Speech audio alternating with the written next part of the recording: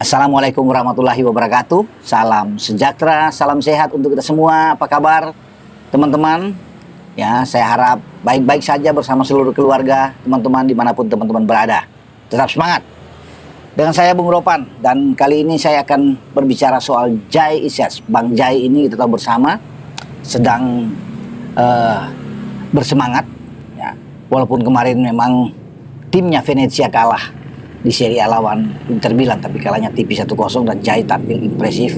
Bahkan dia mendapatkan angka tertinggi dalam timnya, urutan kedua ya, 7,0 ya yang diberikan untuk rating dia saat bertanding melawan Inter Milan. Nah, dia juga sedang bersiap sekarang untuk OTW menuju Indonesia pasca atau selesai pertandingan melawan Parma. Itu pertandingan tanggal 9 kalau nggak salah ya, dia akan selesai tanggal 10, dia akan langsung berangkat ke Indonesia. Jadi perkirakan mungkin tanggal 11 baru dia akan bergabung. Tapi kalau Jai cepat tentunya untuk bergerak dari tanggal 9 malam, dia bisa tanggal 10 malam dia akan tiba. Tapi sepertinya tanggal 11 ya dia akan mendarat.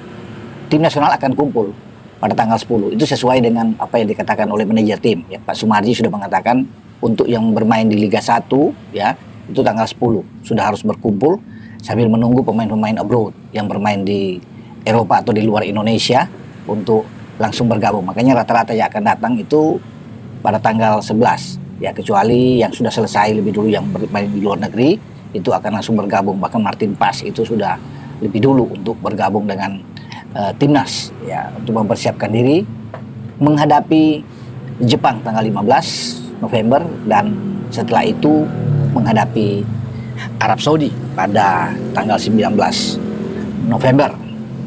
Nah, Jai Isyas kita kembali. Itu sekarang gembira karena ban kapten kembali ke dia.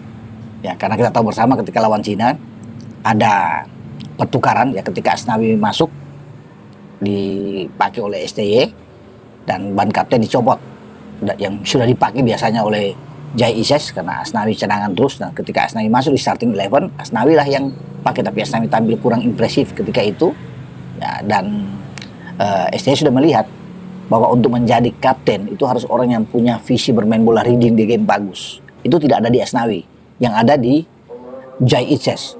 Dia sebagai leader bagus sekali ya, ketenangan dia, kontrol bola yang sangat bagus, passing dari Jai Isyas itu memang berkelas sekali. Kita bisa lihat bola-bola udara juga dia unggul, intercept dia sangat baik, tackling dia itu bersih.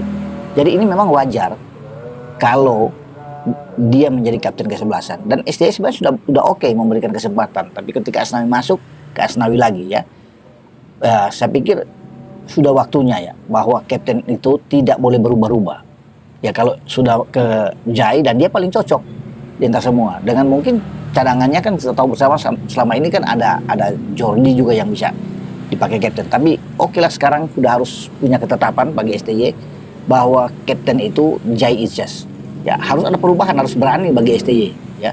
Dengan kemungkinan lain adalah Tom Hae yang bisa menjadi kapten ya, kapten kedua. Tapi orang pertama harus Bang Jai.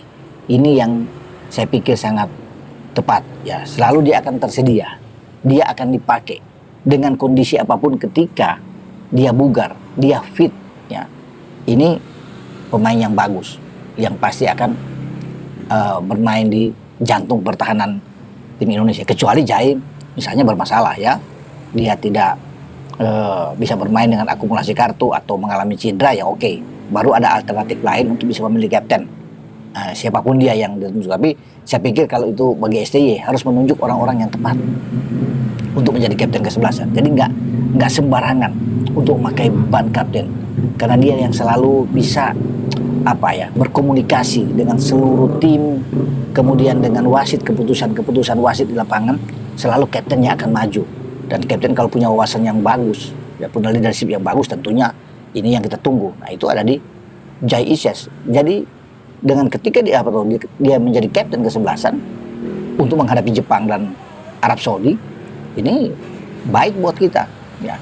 Dia akan bersemangat, tentunya akan tampil. Kita lihat ketika di Cina ya, ketika dia dicopot bang, dia tidak tampil juga enak kalau kita bisa melihat ya, Jai, dan kita kebobolan 2 kali saat itu ya, di belakang dengan counter attack dari Cina, ya. Dan saya pikir ini juga ada pengaruh juga, ya dalam tanda kutip ya, apapun itu. Tapi sekarang ketika dia menjadi kapten yang ditunjuk kembali oleh STY, dia akan bermain dengan tentunya sebaik mungkin di jantung pertahanan. Tinggal tentunya siapa yang akan bermain dengan dia. Ya, kita belum tahu soal Mesilgas bagaimana. Tapi ada tersedia dengan Rizky Ridho, tersedia juga dengan Justin Hubner, dan ada juga dengan Jordi Amat.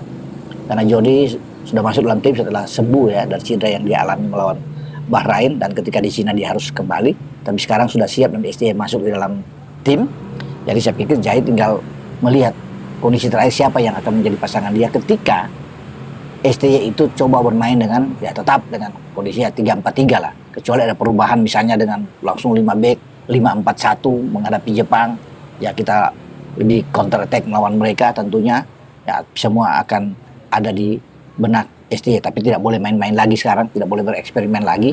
STY harus bisa menurunkan pemain terbaik tentunya, starting 11 terbaik, sehingga kita bisa bertanding dengan baik, bisa memberikan perlawanan terhadap Jepang dalam duel. Karena ini penentuan di bulan November ini, 2 laga itu tidak main-main. Kalau kita hilang dua-duanya, katakan kalah, bahaya. Kita tidak akan mungkin untuk bisa lolos ke fase selanjutnya. Karena yang kita tentukan sini adalah paling tidak kita draw dengan Jepang, itu sudah luar biasa, dan mencari kemenangan melawan Arab. Dengan 4 poin tambahan sekarang ada 3 ya, kita oke lah. Kita bisa tunjuk, kita berharap dengan 2 pertandingan nanti ke depan melawan Bahrain dan menghadapi Cina ketika kita menjadi tuan rumah di Maret dan Juni 2025. Itu yang menjadi harapan, tapi hitung-hitungan ada di situ.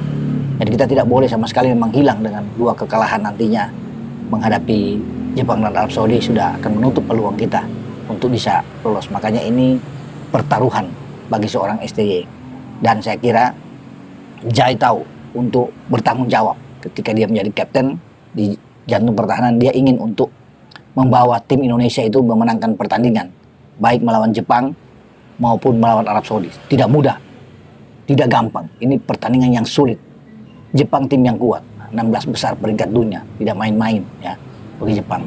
19 pemain yang bermain di daratan Eropa, tentunya mereka sangat kuat. Tapi dalam sepak bola tidak ada yang tidak mungkin ya. Jai juga sangat bersemangat, dia mengatakan bahwa mereka bisa melakukan yang terbaik dengan tim Indonesia ketika bermain di hadapan publik ya di GBK.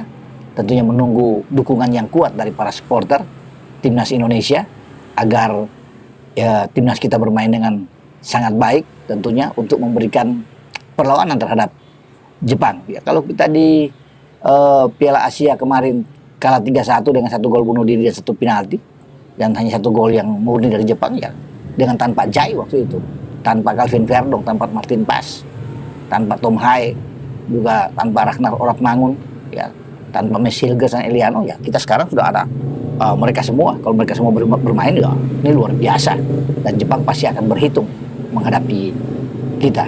Jadi saya pikir ini info buat teman-teman terbaik bahwa ban kapten sudah kembali ke Jai. Semoga Jai lebih termotivasi ya dengan kapten kesebelasan yang ada di tangannya untuk diikat di sini. Jadi luar biasa buat kita, dan doa dari masyarakat Indonesia menyertai perjuangan tim Indonesia untuk menghadapi 2 pertandingan krusial Jepang dan Arab Saudi pada November ini. Dan saya Bung Ropan berbicara, ciao.